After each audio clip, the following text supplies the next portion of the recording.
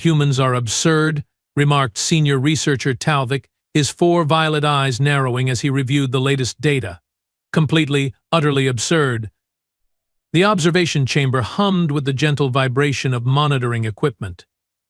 Beyond the transparent barrier, a human female sat reading a book, seemingly unaware or unconcerned that she was being observed by a team of the galaxy's most distinguished xenobiologists. "Your obsession with this species borders on unprofessional, Talvik," said Director Pella, her scaled skin shifting to a skeptical blue-green. "The Galactic Science Council expected results 3 cycles ago." Talvik waved one of his secondary limbs dismissively. "The Council can wait. What we are discovering here changes everything we understand about sentient evolution." Research assistant John snorted, a sound that came out as a whistling hiss through his nasal ridges. "That's the 4th time you have said that this week." "Because it keeps getting more fascinating," Talvik insisted, tapping a sequence on the floating display. "Look at these readings from yesterday's stress test." The 3-dimensional projection expanded, showing colorful neural pathways and biochemical markers. Director Pella leaned forward, her color shifting to an interested purple. "That can't be right," she murmured. "I have run the analysis 13 times, Talvik said. The human was experiencing what should have been excruciating pain, and yet her stress hormones barely spiked. John moved closer to the barrier, studying the human subject designation H394, or Kira Matthews in their primitive naming convention. "She doesn't look special. Just the standard bipedal design, inefficient respiratory system, exposed nerve endings everywhere." "That's exactly my point," Talvik said excitedly. "By all biological logic, humans should be constantly overwhelmed by their environment. Their pain receptors are numerous and sensitive. Their skin is pathetically thin. They have no natural armor, minimal regenerative capabilities compared to most sentient species, and yet they thrive," Director Pella finished. "Not just thrive. They seem almost uniquely adapted to endure conditions that would break most species mentally," Talvik continued. "The question is why?" The intercom chimed softly. "Extraction team returning from Earth requesting docking clearance," announced the station's AI. "Excellent timing." "Perhaps they have brought us more insights," Talvik said, his secondary limbs quivering with anticipation. The observation chamber doors slid open with a soft hiss, admitting Field Agent Marvis. His environmental suit was still sealed, protocol for anyone returning from planetary expeditions. "Decontamination complete," Marvis announced, removing his helmet to reveal an expression that, even across species barriers, was unmistakably troubled. "You look like you have seen a Krallian death worm," John remarked. "Earth missions are supposed to be simple observation. What happened?" Marvis placed a data crystal on the central console. "We observed a human ritual, something they call a marathon. It was disturbing." The crystal activated, projecting footage of humans, dozens, then hundreds of them running across varied terrain. Some were smiling. Others looked pained but determined. "I don't understand," Director Pella said. "They are just locomoting." "For 42 kilometers," Marvis emphasized. "Voluntarily. For fun." A stunned silence fell over the research team. "That's not the disturbing part," Marvis continued. "Watch." The footage showed a human female stumbling, her locomotion appendage clearly damaged. Blood seeped from abraded skin on her knees and palms. "Surely she stopped after injury," John said. "No," Marvis replied. "She continued for another 12 kilometers. And she wasn't the only one. We documented multiple humans continuing despite injuries that our medical analysis indicated were causing significant pain." Director Pella's skin rippled with discomfort. "Perhaps they don't experience pain as we understand it." "They do," Talvik said firmly. "Their neurological responses are clear. They feel pain sometimes more acutely than our species. They simply continue anyway. How is that evolutionarily advantageous?" John wondered aloud. "That's what we need to find out," Talvik said, turning back to the human in the observation chamber. "And subject H394 might hold the key." Kira Matthews knew she was being watched. The book in her hands, some alien approximation of human literature that got most of the details wrong, was just something to focus on while she considered her situation. 3 weeks ago, she'd been hiking in the Rockies. Now she was in what appeared to be a highly advanced laboratory, surrounded by aliens who thought their transparent barrier was one way. It wasn't, at least not completely. If she focused at the right angle, she could make out shapes, movements, occasional glimpses of the creatures studying her.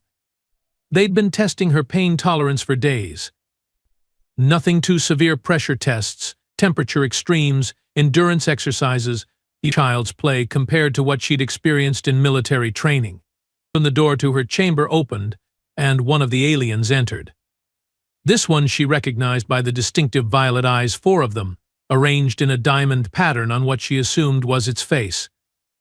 "Hello, Kira Matthews," it said, its voice coming through a translation device that made it sound artificially smooth. "I am Senior Researcher Talvik. I hope your accommodations have been satisfactory." Kira closed her book. "As satisfactory as involuntary confinement can be, I suppose." "Ah, yes, I understand this situation must be disorienting for you. I assure you our interest is purely scientific." "You could have asked," Kira pointed out. "Humans have been aware of extraterrestrial life for decades. We have protocols for this." Talvik made a gesture she couldn't interpret. "Official contact is complicated, political. Our research requires unbiased subjects, and kidnapping seemed like the way to go, an unfortunate necessity. You will be compensated and returned with minimal disruption to your timeline," Talvik said. "But while you are here, I'd like to ask you some questions." Kira shrugged. "Not like I have anything better to do."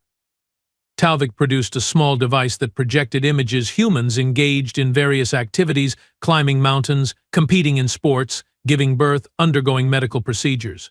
"Your species voluntarily engages in activities that cause significant pain," Talvik said. "Why?" Kira studied the images. "Different reasons.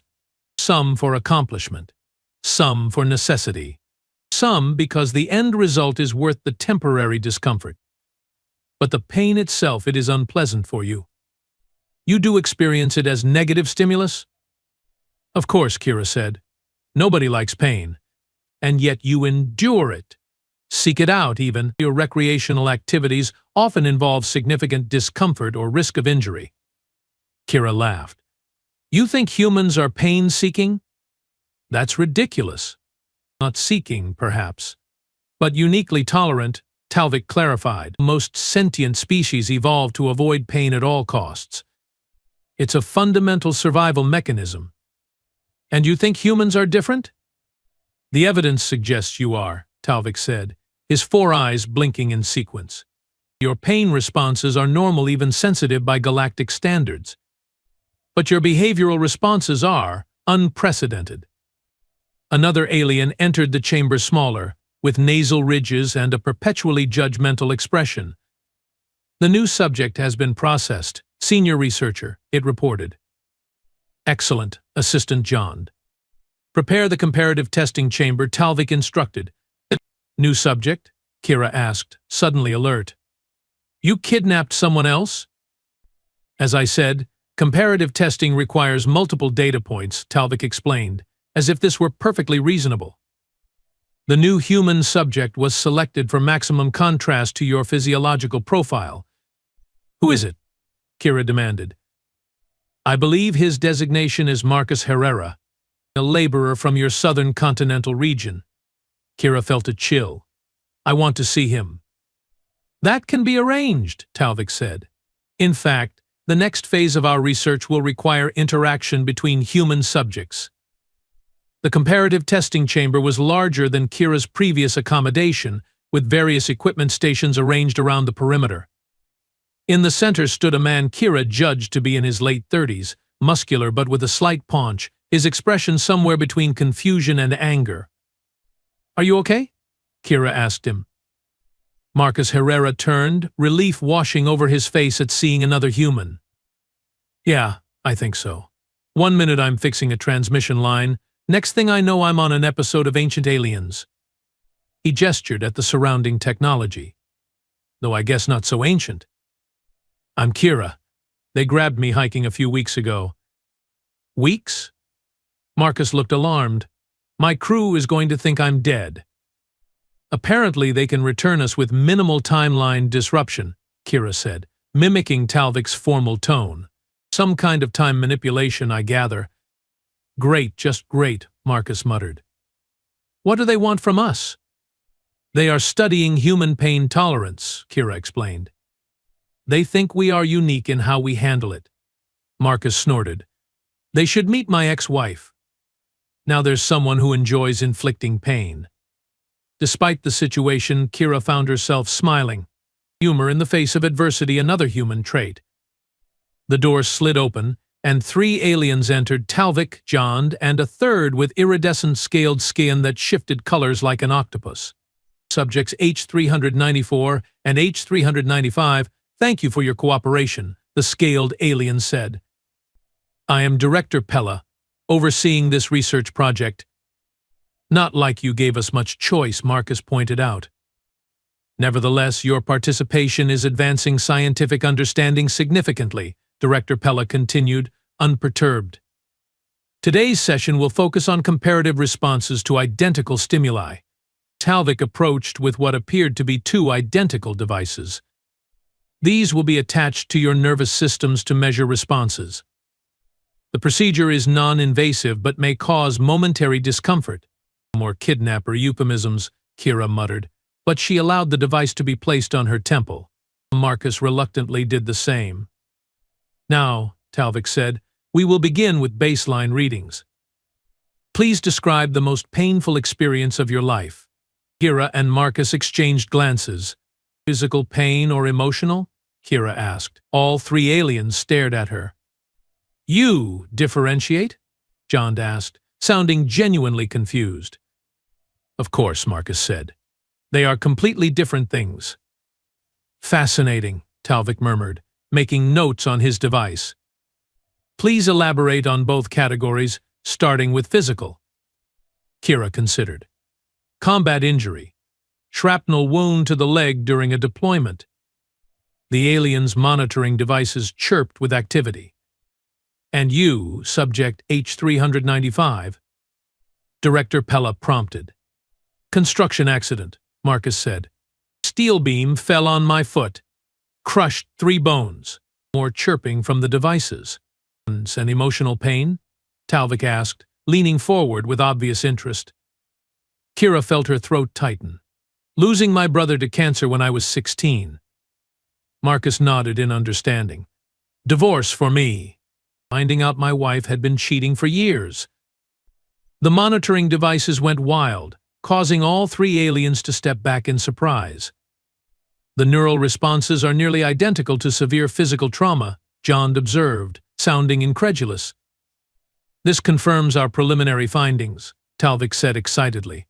Humans process emotional distress through the same pathways as physical pain, yet they continue to form attachments knowing the potential for such distress. Director Pella's skin rippled with thoughtful colors. Perhaps this is connected to their unusual physical resilience. A species that evolved to endure emotional pain would necessarily develop mechanisms to function despite ongoing distress. Or perhaps it's the other way around, Talvik suggested. A species that evolved physical endurance applied those same mechanisms to emotional processing. While the aliens theorized, Kira caught Marcus's eye and subtly gestured toward the door. He gave an almost imperceptible nod. The question remains, Director Pella was saying, why would evolution favor such a trait? Most species avoid pair bonding precisely because of the vulnerability it creates. Maybe that's why humans have dominated their planet, John suggested.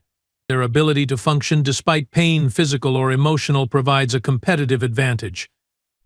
Excuse me, Kira interrupted, but has it occurred to you that we might be able to answer these questions directly? The aliens turned to her, seemingly surprised that their research subject would offer input. Of course, Talvik said after a moment. Please, Kira Matthews, what insight can you provide? Kira straightened her posture, falling into the briefing stance she'd used countless times in the military. Human resilience isn't about pain tolerance. It's about purpose. Purpose? Director Pella repeated, her skin shifting to a curious yellow. Pain is just information, Kira continued. It tells us something's wrong or dangerous. But humans have evolved to override that information when necessary, when something matters more than our momentary comfort. Like what? John asked skeptically. Protecting our young, Marcus chimed in. Helping our communities. Achieving goals. Creating things that outlast us. And sometimes, Kira added, moving subtly closer to the door, escaping captivity. With a sudden lunge, she grabbed the monitoring device from her temple and jammed it against the control panel by the door. Sparks flew and alarms began to blare throughout the facility. Security breach in Comparative Testing Chamber 1 announced the station's AI. Emergency protocols activated. "What are you doing?" Talvik demanded, his four eyes widening in alarm. "Demonstrating another human trait," Kira replied, as the door mechanism short-circuited and slid open. "We don't like being caged." "And we are really good at improvising," Marcus added, grabbing a piece of research equipment to use as a potential weapon. The three aliens backed away, clearly unprepared for their subjects to rebel. "This is unnecessary," Director Pella insisted, her skin now pulsing with alarmed red patterns. "We mean you no harm." "Then you will have no problem letting us go," Kira said, moving into the corridor with Marcus close behind. Talvik made a gesture that might have been placating. "Please, wait. Your observations about purpose, they are exactly what we have been trying to understand. If you could just explain more about how humans prioritize goals over pain avoidance." "Here's a demonstration," Kira interrupted. "Right now, our goal of getting home outweighs any risk we might face in escaping, even if it hurts." As security alarms continued to blare and the sound of approaching guards echoed down the corridor, Kira and Marcus exchanged determined looks. The real test of human resilience was just beginning. Alarms continued to blare as Kira and Marcus sprinted down the sterile corridor of the research station. The facility's layout was confusing, deliberately so, Kira suspected. Every junction looked identical, with minimal markings that meant nothing to human eyes. "Any idea where we are going?" Marcus huffed, keeping pace despite his stockier build. "Away from here is a good start," Kira replied. "But we need to find a communication hub or transport bay." They skidded to a halt at an intersection, hearing the distinctive hum of what could only be security personnel approaching from the left branch. "This way," Kira decided, pulling Marcus toward the right corridor. Behind them, a voice boomed over the station's announcement system. "Attention all personnel. Human subjects H-394 and H-395 have escaped containment. They are to be considered fragile specimens. Non-lethal restraint protocols only." "Fragile, my ass," Marcus muttered. "I have survived 20 years working high-voltage lines." The corridor suddenly ended at a large circular door, sealed shut with no obvious control panel. "Dead end," Marcus groaned. Kira ran her hands along the seamless metal. "There has to be some way to." The door unexpectedly slid open, revealing a startled alien researcher. This one was different from the others they'd encountered, taller, with a mottled green exoskeleton and 4 jointed arms, each ending in precise-looking appendages. "Oh," the alien said, clearly surprised. "You are not supposed to be here." "Sorry about this," Kira said, before driving her shoulder into the alien's midsection, sending it stumbling backward into what appeared to be a laboratory. Marcus followed, quickly hitting the door control to seal it behind them. "That won't hold them for long." "I wasn't attempting to stop you," the alien said, regaining its balance with surprising grace. "Merely making an observation." Kira grabbed a piece of equipment that looked vaguely weapon-like. "Who are you?" "Medical specialist Vin," the alien replied, showing no sign of fear despite Kira's threatening posture. "And you are the human pain tolerance subjects." "We have names," Marcus said irritably. "Kira and Marcus." "Yes, of course," Vin agreed, gesturing with two of its forearms in what might have been an apologetic manner. The research team has been quite excited about your neural patterns. Is that what they call kidnapping on your planet? Research? Kira demanded. An unfortunate protocol decision, Vin said. One I personally disagreed with. Non-consensual study violates several ethical principles my species holds dear. Marcus shot Kira a skeptical look. And we are supposed to believe you are the good alien? I'm simply a medical professional, Vin replied. My concern is for the well-being of all sentient life forms, including you. A pounding on the sealed door interrupted their conversation. Medical specialist Vin, open this door immediately, came John's voice. The human subjects are dangerous. Dangerous? Vin's head tilted in what appeared to be confusion. They appear to be functioning within normal parameters for their species. They sabotaged security systems. John shouted through the door. Attempting to escape involuntary confinement is hardly abnormal behavior, Vin replied calmly, before turning back to the humans. Though I must say your methods are quite resourceful. Kira lowered her improvised weapon slightly. You are really not going to turn us in? I'm obligated to help any being in distress, Vin explained. Your vital signs indicate significant stress, and your autonomy has been compromised against your will. Therefore, assisting you is my ethical duty. Well, that's refreshingly logical, Kira said. The pounding on the door grew more insistent, accompanied by the sound of some kind of cutting tool. They will breach that door in approximately 6 minutes, Vin observed. If you wish to leave this station, I suggest we proceed to the auxiliary transport bay. Why would you help us? Marcus asked suspiciously. As I said, ethical obligation.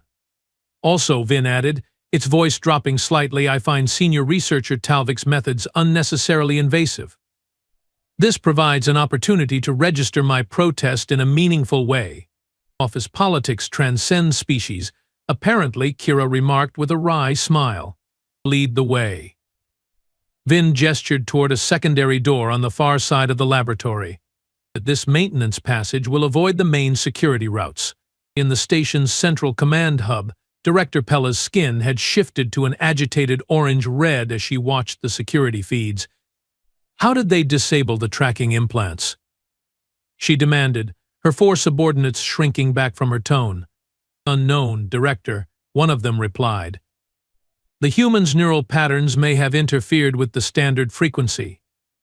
Or they simply removed them, Talvik suggested, entering the command center with John close behind. We underestimated their resourcefulness. And their determination, John added. They have incapacitated 2 security teams already. Director Pella's skin darkened further. With what weapons? They were unarmed. With improvised tools and their environment, Talvik said, bringing up footage on the main display. Poison observe. The recording showed Kira using a section of conduit as a staff, disarming a guard with a precise strike before Marcus tackled another into a wall. The humans moved with surprising coordination, as if they'd trained together for years instead of meeting hours ago. Remarkable adaptation, Talvik murmured, his scientific curiosity momentarily overshadowing the crisis. They are functioning as a unit despite minimal familiarity. Save your observations for after we have recaptured them, Director Pella snapped. Where are they now? Last seen in Medical Lab 3, John reported, with Specialist Vin. The Director Pella's skin pattern shifted in what might have been the alien equivalent of raising an eyebrow. Vin? The one who filed those tedious ethical complaints about our acquisition protocols? The same, Talvik confirmed. We should consider the possibility that Vin is assisting the subjects. Seal all transport bays, Director Pella ordered. Activate containment field protocols in all major corridors, and send a full security team to the medical lab. Director Talvik ventured, perhaps we should consider a different approach. These humans have demonstrated exceptional problem-solving abilities under stress. Conventional containment may simply provoke them further. What do you suggest, senior researcher? That we simply allow research subjects to wander freely through a classified facility? Not freely, no, but perhaps we can use their goal-oriented nature to our advantage, Talvik suggested. Offer them something they want more than escape. The maintenance passage was cramped, even for humans. For Vin, with 4 arms and a taller frame, it was clearly uncomfortable, though the alien made no complaint. This station wasn't designed with consideration for proper ergonomics, Vin observed, ducking under a low-hanging conduit. Most inefficient.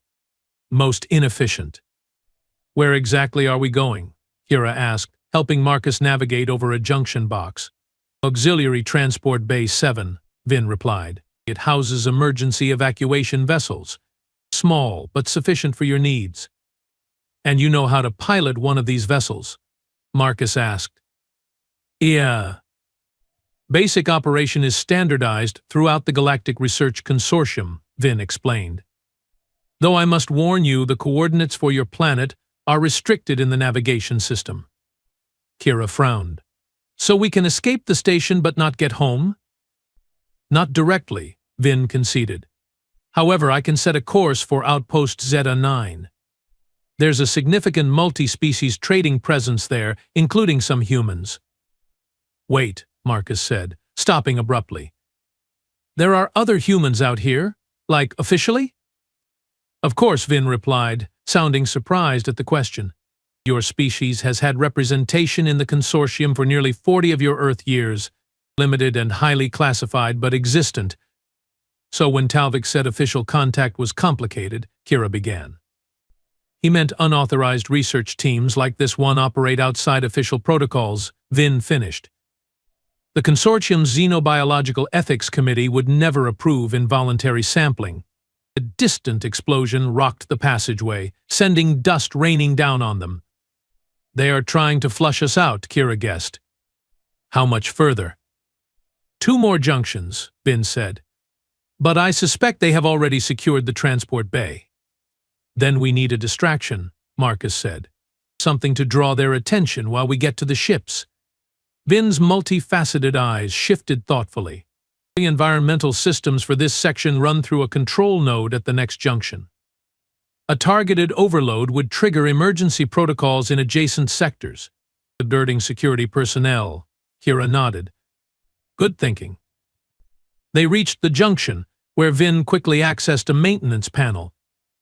The alien's 4 hands worked in perfect coordination, bypassing security protocols with practiced efficiency. You seem pretty good at this for a medical specialist, Marcus observed. All consortium personnel receive basic engineering training, Vin explained, continuing to work. Additionally, I have spent considerable time studying human medical emergencies. Your species has a remarkable propensity for creating situations requiring technical improvisation. That's one way of putting it, Kira said with a hint of pride. There, Vin said, closing the panel. Environmental systems in Sector 12 will register a catastrophic failure in approximately 60 seconds. Security protocols will automatically divert all available personnel. They continued through the maintenance passage, emerging finally into a small anteroom adjacent to what appeared to be a hangar. Through a viewing port, Kira could see several small vessels, sleek and silver, arranged in docking cradles. Transport Bay 7, Vin confirmed. The 3rd vessel is prepped for rapid deployment. It's the most logical choice. Kira peered through the port more carefully. I count 2 guards. Armed, standard stun projectors, Vin noted, designed for minimal damage to research specimens. Comforting, Marcus muttered. Kira assessed the situation. We need to separate them. If we can take them one at a time. The station's announcement system suddenly activated again, this time with Talvik's voice. Kira Matthews. Marcus Herrera. This is Senior Researcher Talvik. I wish to propose a negotiation. The 3 exchanged glances. Your escape attempt has been educational, Talvik continued, but unnecessary. We are prepared to offer you a proposal that may better serve your interests. Sure doesn't sound like they are giving up, Marcus whispered. Return to Comparative Testing Chamber 1. And I give my word as a scientist that you will not be harmed or restrained, Talvik's voice promised. In exchange, we offer you full disclosure of our research and findings regarding human resilience, including data that may be valuable to your species. Kira's eyes narrowed. They are stalling.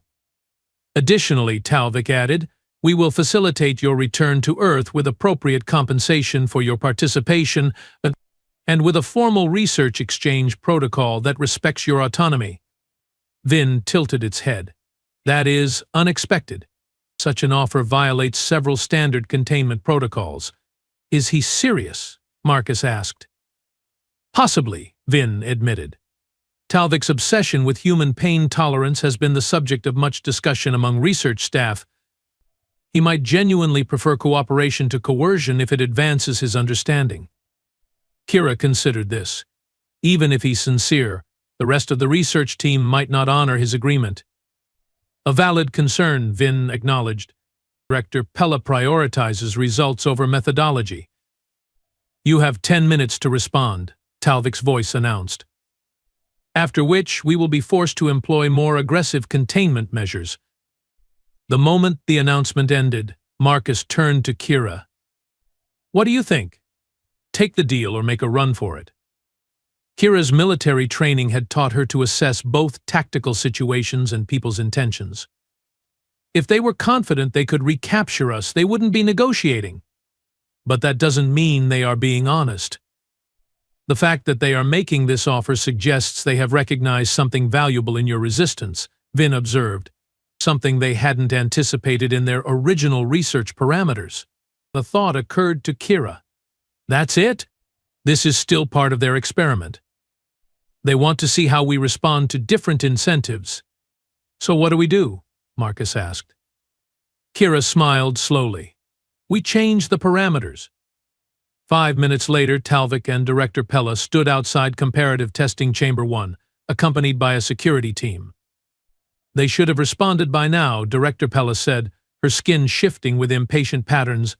Your negotiation strategy has failed, senior researcher. Give them time, Talvik insisted. Humans process decisions differently under pressure. Their neural pathways. Spare me your observations, Director Pella interrupted. We have a security breach and potentially compromised research. The Council will hold me personally responsible if. The door to the chamber suddenly slid open. Inside stood Kira and Marcus, alongside medical specialist Vin. All three appeared remarkably calm.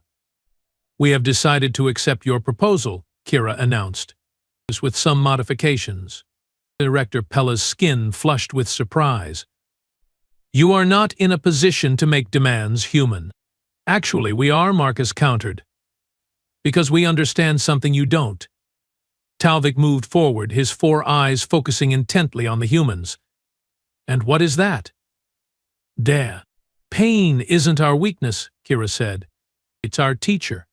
You have been studying our tolerance as if it's an anomaly, but it's actually the foundation of our species' success. Explain, Talvik prompted, clearly fascinated despite the situation. While escaping, we accessed your research database, Kira said, gesturing to Vin. With some help. The medical specialist shifted uncomfortably as Director Pella's glare turned in its direction. Your comparative studies show that most sentient species evolved to avoid pain at all costs, Kira continued. They developed thick hides, exoskeletons, redundant organs, or simply avoided dangerous activities entirely. Whereas humans, Talvik began. We evolved in the opposite direction, Marcus finished. We kept our pain receptors highly sensitive as warning systems, but developed the cognitive ability to contextualize pain. Which means, Kira added, we don't break under pressure because we learn to use pain as information rather than letting it control us. Talvik's secondary limbs quivered with excitement. Yes, precisely. That's the hypothesis I have been developing. Pain as an adaptive information system rather than merely a deterrent. Fascinating as this is, Director Pella interrupted sarcastically, it doesn't explain why you believe you are in a position to negotiate. Kira smiled. Because while you were tracking us through the station, we were learning about you, about your research. about your vulnerabilities. Is that a threat? Director Pella demanded, her skin darkening ominously. Not at all, Kira replied calmly. It's an observation. Your species evolved with minimal pain sensitivity because your adaptive coloration provides warning and defense. You never needed pain to tell you when something was wrong. The Nuvari developed complex problem-solving precisely because they lack the immediate feedback mechanism that pain provides, Marcus added, gesturing toward the aliens, which makes them brilliant scientists but terrible at assessing immediate physical threats. And this is relevant because? Director Pella asked impatiently. Because while you were focused on recapturing us, Kira explained, we were reprogramming your environmental systems. Right now, this chamber is the only place on this level with stable life support. Director Pella's skin blanched to a pale yellow. You are bluffing. Am I? Kira challenged. Your species can't detect temperature changes until they are extreme. You wouldn't notice a gradual decrease in oxygen levels until it was too late. Talvik's monitoring device chimed. He checked it, his four eyes widening. She's right. Life support in adjacent sectors is failing. This is outrageous. Director Pella exclaimed. You would risk the lives of everyone on this station? The systems will reset automatically in 6 hours, Marcus assured her. Plenty of time for us to reach an agreement and be on our way. Or, Kira added, you can try to force us to reverse it, risking further damage to critical systems in the process. A tense silence fell over the chamber. Finally, Talvik spoke. I believe we should hear their terms, Director. Director Pella's skin rippled with barely contained fury, but she nodded curtly. Proceed. First, Kira said, we want unrestricted access to all your research on human physiology and psychology. Not just pain tolerance, everything. Second, Marcus continued, transport back to Earth with the ability to contact these official human representatives you have been hiding from the rest of us. And third, Kira finished, your word that your research methods will change. No more involuntary subjects. If you want to study humans, you ask permission. Talvik turned to Director Pella. These terms are actually quite reasonable, given the circumstances. They have sabotaged a research station and threatened our safety, Director Pella pointed out acidly. After being abducted and experimented on, Vin countered. Their response is proportionate to the provocation. Director Pella's skin shifted through a kaleidoscope of colors as she considered her options. Finally, it settled into a resigned blue-green. Very well. The terms are accepted. Just like that? Marcus asked suspiciously. Your demonstration has been educational, Director Pella admitted reluctantly. Perhaps there is value in your approach after all. Talvik's eyes gleamed with scientific excitement. Indeed. This entire incident confirms my hypothesis about human adaptability under pressure. When faced with overwhelming odds, you didn't submit or break. You innovated, you collaborated, you turned disadvantage into advantage. That's just being human, Kira said simply.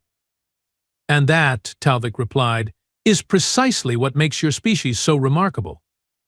3 days later, Kira and Marcus stood in the observation deck of a consortium diplomatic vessel, watching the research station grow smaller in the distance. Earth loomed large in the view screen, blue and white and achingly familiar. Do you think they will keep their word? Marcus asked, breaking the comfortable silence. About changing their research methods? Hard to say, Kira replied. But I think Talvik at least understood what we were trying to show them. That humans don't break? That pain isn't weakness, Kira corrected. It's information, and how we respond to it defines us more than the pain itself. Marcus nodded thoughtfully. What will you do when we get back? Try to forget this ever happened? Actually, Kira said with a small smile, I'm thinking of accepting that liaison position they offered. Someone needs to make sure aliens understand what they are dealing with when it comes to humans. Playing ambassador to a bunch of four-eyed scientists? Marcus chuckled. Sounds painful. Maybe, Kira agreed. But some things are worth it. As Earth grew larger in the view screen, both humans felt a sense of accomplishment that transcended their ordeal. They had not merely survived or escaped, they had transformed understanding. In demonstrating human resilience, they had not only taught the aliens about pain tolerance, but about the deeper truth that defined humanity, that endurance wasn't about not breaking, but about finding purpose even in suffering. And that was a lesson worth every moment of pain.